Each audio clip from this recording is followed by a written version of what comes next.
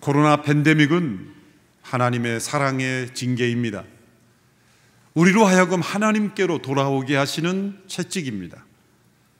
이 엄청난 대가를 치르면서 하나님께 돌아오지 않는다면 얼마나 더 큰 하나님의 심판이 기다리고 있겠습니까? 돌아오라는 하나님의 요청, 초청, 하나님의 간절한 부르짖음이 이 재난의 기간 동안 우리의 영혼에 깊이 들려와야 합니다. 우리는 이 기간 동안 육신의 생명을 지키기 위한 모든 노력을 그 자체에서 그쳐서는 안 됩니다. 그것은 영원한 영적 생명을 우리가 어떻게 하면 소중히 생각하고 그 영원한 생명의 삶에 합당한 삶으로 변화되어야 하는가를 우리는 깨달아야 합니다.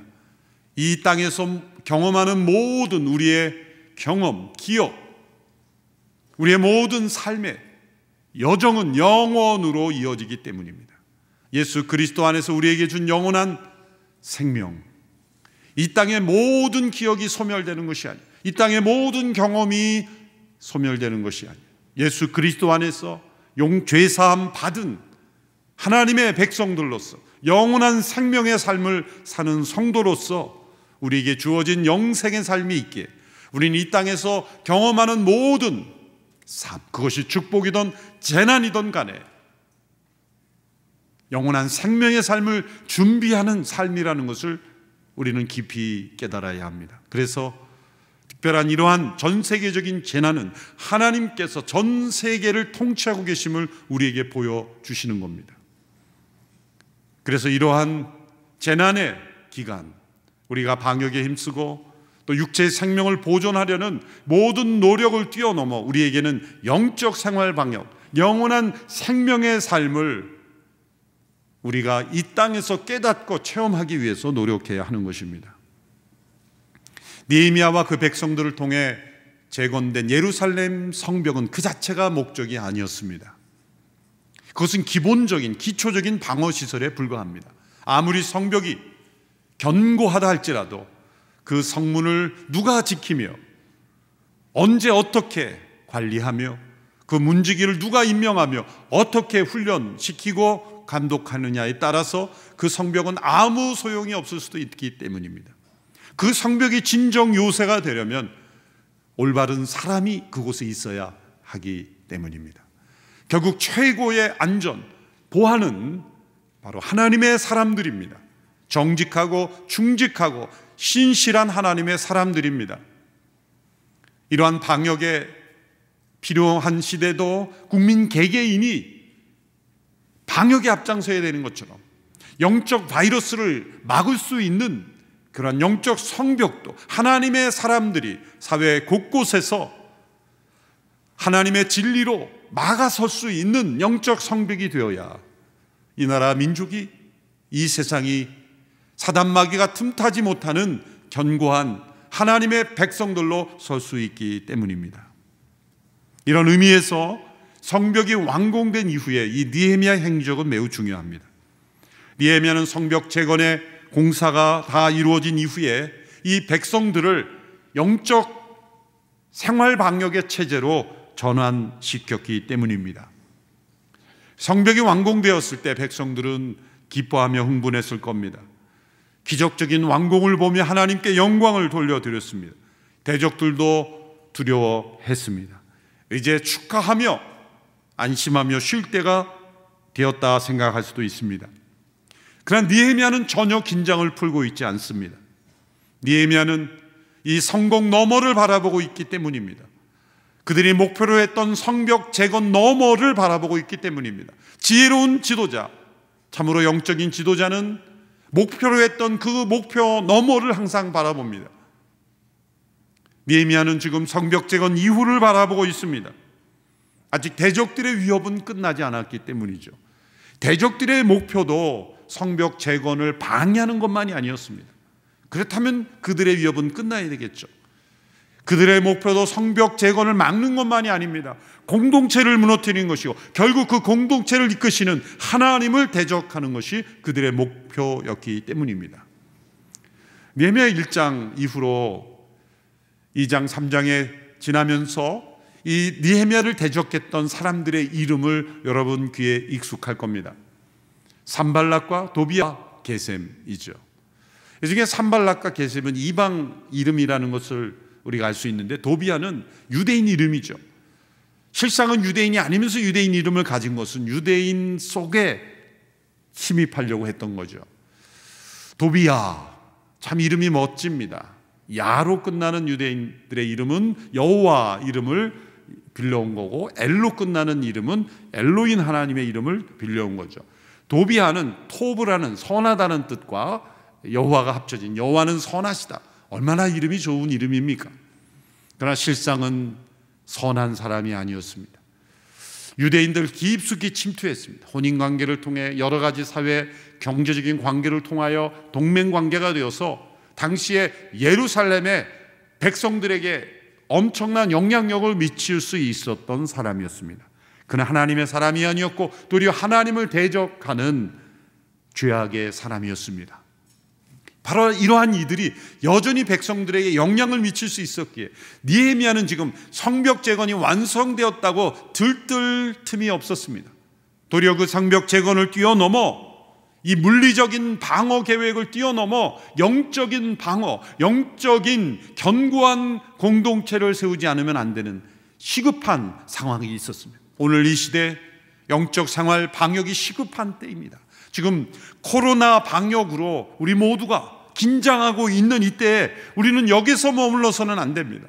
영적 생활 방역까지 나가야 합니다.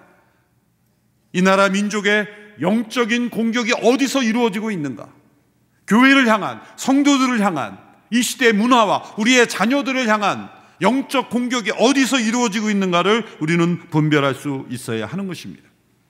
지혜로운 지도자는 언제나 목표 그 너머를 바라보기 때문이죠. 느헤미야는 목표 너머를 바라봤습니다. 성벽 재건 너머를 바라봤고 심지어 자기 자신을 넘어서 바라보고 있어요. 자신의 리더십 너머를 바라보고 있어요. 하용조 목사님께서 남겨주신 여러 조언과 교훈들, 제 마음과 머릿속에 기억한 것들이 여러 개가 있지만 잊을 수 없는 한마디가 제 마음에 있습니다.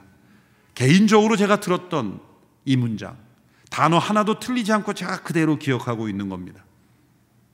리더십의 최고 절정은 자신이 없을 때 잘 되도록 해놓는 일이다. 자신이 맡았을 때 잘하는 것은 지극히 당연한 일이죠. 그러나 자신이 없을 때 잘 되도록 그 공동체를 기초를 놓고 그리고 준비하는 것, 그것이 리더의 최고 절정이라는 거예요. 이 말씀을 하셨던 그 음성을 기억합니다. 그리고 이것을 실천하려고 노력하신 분이 하용조 목사님이십니다. 느헤미야가 성벽 재건 완공 이후에 제일 먼저 착수한 일이 바로 그것입니다. 이제 자신 넘어서를 준비하는 거예요. 사람을 세우는 일입니다. 이 7장의 가장 중요한 것은 사람을 세우는 겁니다. 공동체 안에서 어떤 사람을 세울 것인가. 제일 먼저 세운 사람들은 성전을 관리하는 사람들이었습니다. 1절, 2절의 말씀을 보십시오. 성벽을 건축하고 문짝들을 달고 나서 문지기와 노래하는 사람들과 레위 사람들을 임명했습니다. 나는 내 동생 하나니와 성의 사령관 하나냐를 세워 예루살렘을 다스리게 했습니다. 하나냐는 사람됨이 중직하고 많은 사람들보다 하나님을 더 경외하는 사람이었기 때문입니다. 느헤미야가 예루살렘을 이 영적 생활 방역 체계로 다시 세울 때 가장 먼저 염두에 둔 것은 성전에서의 예배가 회복되도록 하는 일이었습니다. 제일 먼저 세운 문지기에 노래하는 자들, 레위 사람들 모두가 성전에서의 예배가 회복되도록 일하는 사람들이었기 때문입니다. 느헤미야가 왜 성벽을 재건했을까요? 그것은 외부로부터의 침입을 막는 것 너머의 목적이, 그것은 예루살렘 성전에서의 예배가 회복되기 위해서 절실히 필요했던 거예요. 예루살렘 성전은 이미 1차 포로기한 때 완공되었습니다. 당시 정치 지도했던 스룹바벨, 선지자였던 학계 스가랴 선지자를 통하여 성전이 완공되었어요. 그러나 제사가 하나님 앞에 드려지는 모든 예배가 온전하지 못했던 것은 성벽이 없기 때문에, 끊임없는 침입들, 그런 위험이 있기 때문에 사람들이 예루살렘에 거주하지 않았고, 또 합당한 일꾼들이 세워지지 않았기에 하나님 앞에 드려지는 예배가 제대로 이루어지지 않았던 것입니다. 한국교회가 이 코로나로 인하여 심각한 타격을 입었죠. 지금 예배 인원이 30%밖에 참여할 수 없는, 안전을 위해서 사실 정해진 규칙이기도 합니다. 또 교회 안에 소그룹을 모일 수 없는 이런 상황, 우리의 안전을 위해서 주어진 제한이기에 또 우리도 지키고 있습니다. 그러나 이 모든 상황 속에 우리의 예배 공동체가 무너져 가서는 안 되는 것이죠. 또 성도들이 함께 예배당에 다 모일 수 없기에 영상으로 예배 드리는 성도들이 불가피합니다. 우리의 자녀들도 그렇습니다. 그러나 영상을 시청하는 것과 예배자가 되는 것은 분명히 다른 것을 깨달아요. 영상으로 함께 예배하더라도 우리가 신령과 진정으로 예배 드리지 않으면 이 기간 동안 우리는 심각한 영적 타격을 입게 됩니다.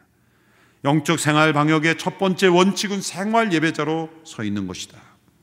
우리 함께 모이는 공예배, 또한 개인적으로 드리는 생활 예배, 만일 이 예배가 우리의 삶 속에 사라진다면 그것은 오늘 이런 시대에, 이 전염병 시대에 마스크 없이 돌아다니는 것과 마찬가지예요. 하루 종일 사람을 만나고 손을 씻지 않는 것과 마찬가지입니다. 그러나 우리가 최선을 다하지만 때로 불가피하게 감염되는 이도 있습니다. 확진되는 사람도 있습니다. 그러나 면역력이 높으면 또 이겨낼 수 있는 겁니다. 사망자보다 완치자가 월등히 많은 것은 면역력이 있는 사람들이기 때문입니다. 이 면역력은 어디서 오는 걸까요? 이 영적 면역력은 하나님 앞에 드려지는 이 예배, 공예배와 개인예배, 이 모든 것이 영적 생활 방역의 가장 중요한 핵심입니다. 이 코로나 바이러스가 종식되었을 때 이제 성도들의 신앙생활이 어떤 모습으로 변화될지 많은 사람들이 두려워하고 염려하고 있습니다. 이 기간 동안 철저한 예배자로 서 있는 분들은 도리어 이 재난이 기회가 되고 이 재난을 통해 많은 영적을 얻을 것이지만, 이 기간 동안 예배자가 되어 있지 않은 성도들은 심각한 공격을 받게 됩니다. 그래서 오늘 이 시대에 느헤미야가 이렇게 하나님 앞에 드려지는 모든 성전에서의 예배를 최우선 순위로 둔 것은 매우 적절한 영적 생활 방역이었던 것입니다. 두 번째로, 이제 느헤미야는 사회를 다시 정비할 지도자들을 세웁니다. 레위인들을 세운 이후에 자신을 도와 예루살렘 성읍을 관리할 두 사람의 책임자를 세웁니다. 한 사람은 행정 책임자, 또 한 사람은 군사 책임자입니다. 행정 책임자로서는 자신의 동생인 하나니를 세웁니다. 군사 책임자로서는 하나냐를 세웁니다. 느헤미야가 자신의 동생 하나니를 책임자로 세운 것은 오늘날 비평적 시각으로 보면 이거 인척관계 비리가 아닌가 이렇게 오해할 수도 있죠. 실제로 성경을 해석하는 학자들도 이 부분에서 느헤미야도 어쩔 수 없다 이렇게 비판하는 분들도 있기는 합니다. 그러나 이 하나니가 누구입니까? 여러분, 느헤미야에서 이 하나니를 언제 처음 들었습니까? 이 사람 오늘 처음 듣는다 그러면 몇 주 정도 예배 안 들으신 분이에요. 하나니를 지금 처음 들으면 안 됩니다. 이 하나니가 제일 처음 언제 나옵니까? 1장 2절에 나옵니다.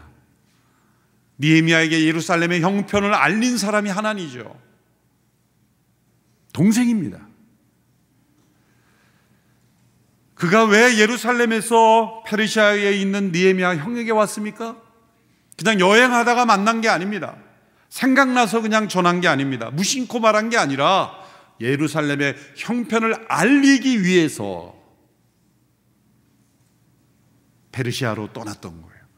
그러므로 그는 이미 예루살렘의 중심적인 지도자인 산 중에 한 사람이었던 거예요. 예루살렘 백성들의 대표적인 자격을 가지고 페르시아의 느헤미야를 찾았던 거예요. 도움을 요청하기 위해서. 그랬더니 하나니가 어떻게 느헤미야와 함께 수고했는지를 두 구절에 이렇게 기록이 되어 있습니다. 4장 23절. 나도, 느헤미야 자신이죠. 나도, 내 형제도 하나님입니다. 내 부하도, 나와 함께 경배하는 사람도 옷을 벗지 않았고 각자 무기를 갖고 있었으며 심지어 물 마시러 갈 때도 그렇게 했습니다. 얼마나 헌신적으로 일한 사람이었습니까? 옷도 벗지 않고 물 마시러 갈 때도 무기를 가지고 그렇게 일하는 사람이 바로 하나님입니다.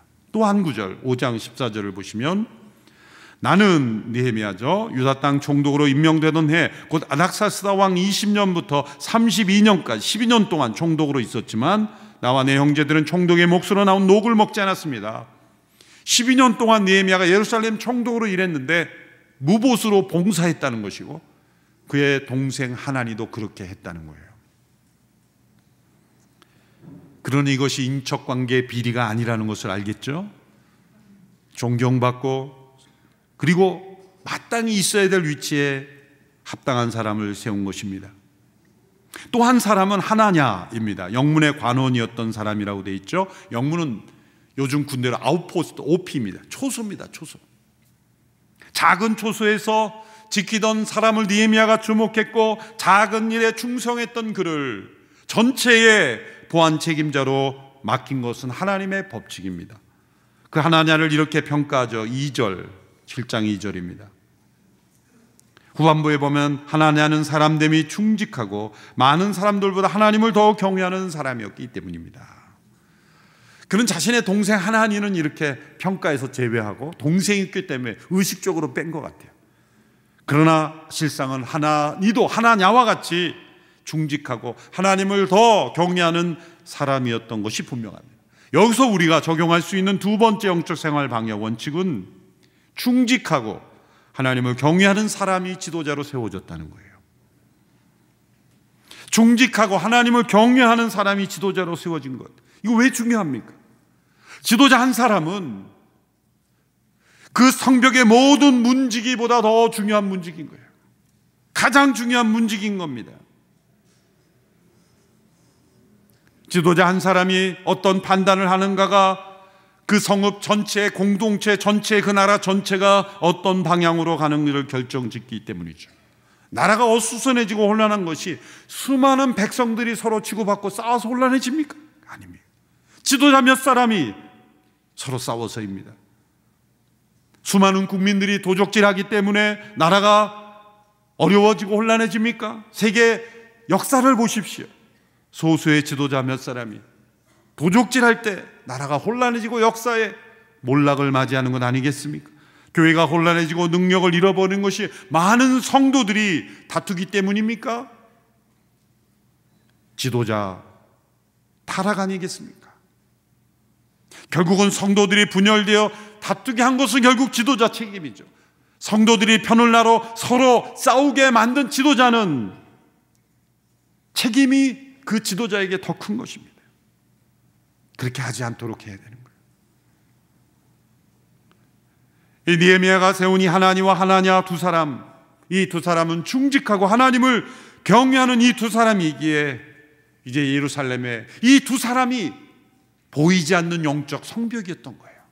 올바른 지도자가 세워질 때 그 공동체, 그 성벽은 더 견고한 성벽의 요새가 되는 것입니다.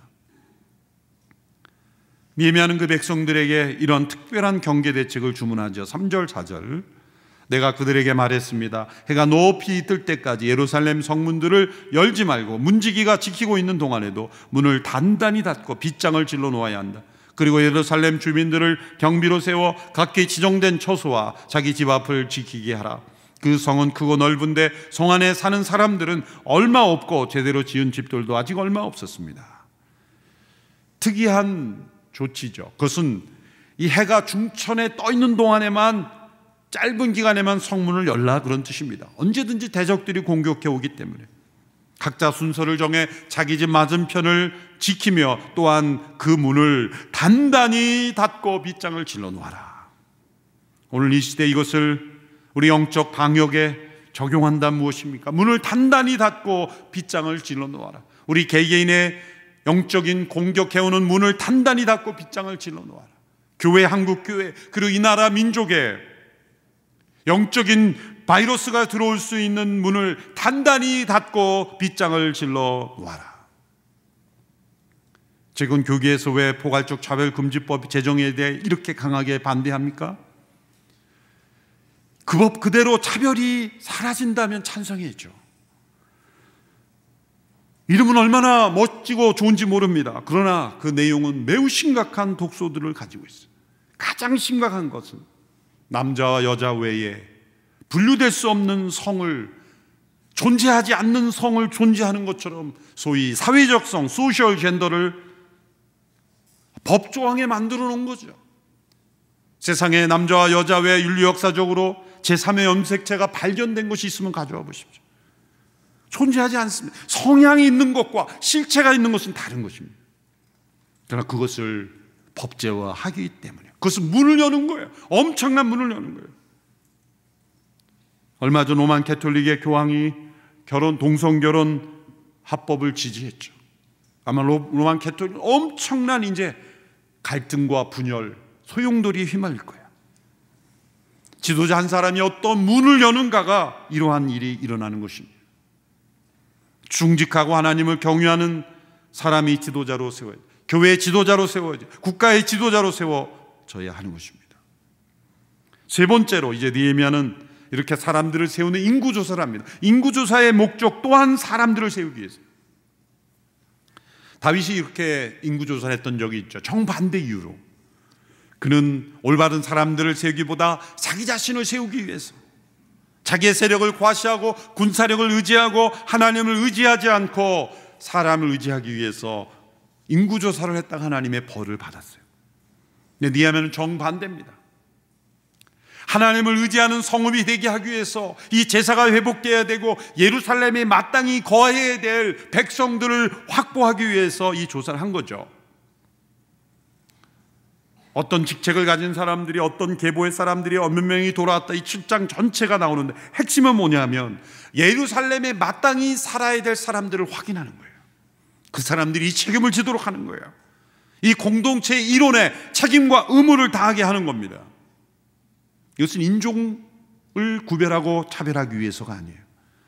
흥미로운 것은 이 7장 명단에 보면 느디님이라는 사람들이 나와요. 느디님. 이 사람들은 이방인들이에요. 레위인들을 돕는 역할을 하는 거예요. 가장 힘든 일을 하는 사람들의 392명이나 돌아왔어요. 신앙적인 동기가 아니면 돌아오지 않았을 거예요. 이 포로에서 귀환한 사람들은 어떤 인종적인 차별을 뛰어넘는 영적 확신과 헌신을 가지고 돌아온 사람들입니다. 자, 그들 가운데서도 특별히 예루살렘, 이제 성전이 재건되었고 성벽도 재건되었고 이제 이 모든 것이 이루어지기 위해서 마땅히 예루살렘에 거주해야 될 사람들을 확인해서 거주하도록 하는 것, 이것이 예루살렘이 영적 공동체로 바로 서는 중요한 일이기 때문이에요. 여기서 우리가 적용할 수 있는 세 번째 중요한 원칙은 우리 모두가 영적 공동체의 일원으로 책임과 의무를 다하여 속해 있는 것입니다. 오늘 이렇게 성도 가운데 나와 연결된 또 다른 성도들이 없다면 매우 위험한 거예요. 어딘가에 속해 있어야 됩니다. 대개 시험에 빠지고 영적인 큰 공격을 받는 분들은 친밀하게 연결된 공동체가 없는 분들일 경우가 많아요. 목회자들 가운데 목회를 잘 하다가 시험에 들어 넘어진 목회자들의 공통점은 주변에 자신의 고민과 아픔과 심지어 죄와 그런 비전을 함께 나눌, 그걸 붙잡아줄 영적 공동체가 없는 사람들일 경우가 많아요. 이 코로나 팬데믹 상황에서 사회적 거리두기가 막 미덕이 되는 이때에 바로 이때다 라는 틈에서 사단이 계속 시험을 줍니다. 가까웠던 성도들과의 관계도 이제 거리 둘 때다, 지금이 피할 때다. 사단의 음성입니다. 물리적인 거리를 둬야 되지만 전화와 화상은 절대 감염되지 않습니다. 물리적인 거리를 두라 그랬지, 서로 연락도 하지 말라 그랬습니까? 여러 채널을 통해서 보니까 우리 교회만이 아니라 여러 교회에서 그렇게 연락이 잘 되던 분이 일찍 연락이 안 되는 분들이 있다는 거예요. 이참에 완전 거리 두자, 그런 분들이에요. 이게 사단의 시험입니다. 이거. 여러분, 영적 공동체의 일원이 되어 있는 것이, 이것이 하나님께서 내 영혼을 보호하시는 너무나 소중한 장치라는 거예요. 나 혼자 개인으로서만 신앙생활 잘하면 됐지, 그게 안 됩니다. 우리는 공동체로 함께 속해 있어야 돼요. 예배 공동체뿐만 아니라 지역 공동체, 사역 공동체 함께 속해 있어야 돼요. 오래전에 또 하용조 목사님께서, 제가 비서실에 있을 때 가까이 지냈던 목사님들이 계시죠. 특별히 사랑의 욕하는 목사님, 홍경일 목사님, 이동훈 목사님, 이런 분들하고는 아주 가까이 자주 뵀죠. 비서실에 그분들과 이렇게 만남을, 약속을 잡으라는 말씀을 듣고 비서실 연락드려서 약속을 잡는데 하루 이틀 만에 다 이 약속이 어레인지 된 거예요. 다 바쁜 분들이고 일이 많은 분들인데 너무나 쉽게 약속이 잡힌 거예요. 그래서 제가 목사님께, 목사님, 약속이 빨리 잡혔습니다. 다들 바쁘신데 어떻게 이 시간이 이렇게 잘 났네요. 제가 그랬더니 목사님 막 웃으시면서, 너가 아직 비밀을 모르는구나. 만나고 싶은 사람한테는 항상 시간이 많은 법이야. 바쁘다는 거 다 거짓말이야. 만나기 싫은 사람 앞에는 항상 스케줄이 많고 일이 많고 바빠. 만나고 싶은 사람은 언제나 시간은 많은 법이야. 우리가 언제나 만나고 싶은 사람이 누구입니까? 사랑하는 가족 외에 영적 공동체의 일원일 때 그 사람은 결코 시험에 넘어질 수 없어요. 넘어졌더라도 다시 일어날 겁니다. 붙들어줄 공동체가 있기 때문이에요. 함께 해주는 공동체가 있기 때문이에요. 바로 이 느헤미야가 그 작업을 한 거예요. 그 작업을. 그래서 저희 오늘이 공동체도 다 공동체마다 확인하고, 교족도 다시 확인하고, 작업을 그동안 몇 개월 동안 또 했지 않습니까? 그걸 위해서 하는 거예요. 제대로 속해 있는가? 교족에 있는 분이 실제로 신앙생활을 잘 하고 있는가? 순별로 제대로 속해 있는가? 끊임없이 확인하는 작업이죠. 사랑하는 성도 여러분, 이 코로나 팬데믹 시대에 우리의 삶 속에 영적 생활 방역이 이루어져야 됩니다. 우리 개인적인 예배, 공예배를 다시 회복해야 면역력이 회복이 됩니다. 또한 중직하고 하나님을 경외하는 지도자들이 이 나라와 국가, 사회, 교회에 세워지도록 끊임없이 기도해야 합니다. 영적 공동체 이론과는 절대로 거리두기를 해서는 안 됩니다. 물리적인 거리두기는 하지만 영적인 거리두기는 우리에게 심각한 영적 공격이 있을 수가 있습니다. 우리 모두가 승리하는 하나님의 백성이 되기를 주님의 이름으로 축원합니다. 기도하겠습니다. 살아계신 하나님 아버지, 어렵고 힘든 이 코로나 팬데믹 상황 속에서 하나님의 백성들로서, 공동체로서 영적인 생활 방역을 잘 이루게 하여 주옵소서. 이 재난이 지나가고 우리가 모두가 함께 만날 때 승리하는 모습으로, 더 성숙한 모습으로, 하나님을 더 가까이 한 모습으로 만날 수 있는 은혜를 허락하여 주옵소서. 예수님의 이름으로 기도합나이다. 아멘.